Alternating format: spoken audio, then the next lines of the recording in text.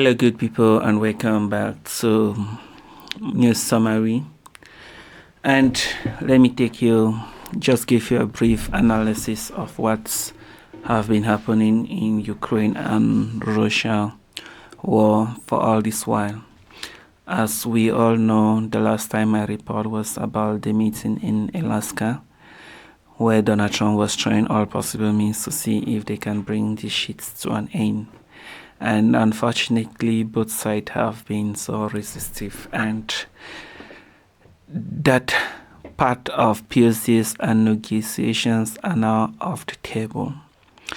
And the war have escalated so far, and looking at everything that is happening, whether Ukraine negotiate now or later, they also need to do something because they're losing men in their numbers and land in their numbers.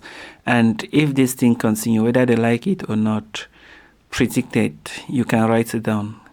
Write it down. By September 2027, Russia will have already, whether you call it annex or colonize all the regions that he stated as a condition for any negotiation.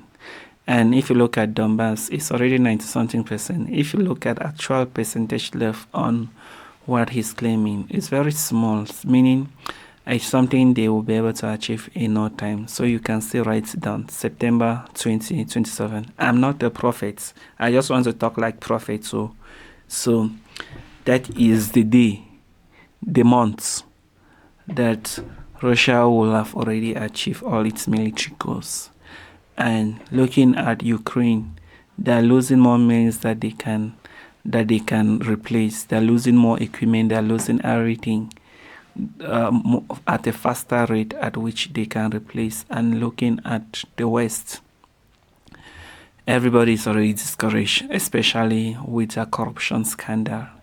In times of war, it's not only in Ukraine. If you look at everywhere, some people take advantage of it to steal, because there will be a lot of funds that will pass through you that will be unchecked, and you can actually do a disclaimer that people that have died receive the money even though they do not receive the money. So in times of crisis, it's very easy to steal. Ukraine is not an exception. And looking at bulk crops, which Ukraine was holding on to since last year, knowing very well that is the gateway to the rest of the uncaptured regions, it's already gone and going up to compiers everywhere. They are losing everywhere across the entire field. So there's no way, even by magic, even them, they know that there's no way they'll be able to win this war or to be able to change anything on the battlefield. And that's enough. Like, I will just say it's better they just come to the negotiation table at once, because they don't have the might, even neither Europe, because nobody is prepared to die.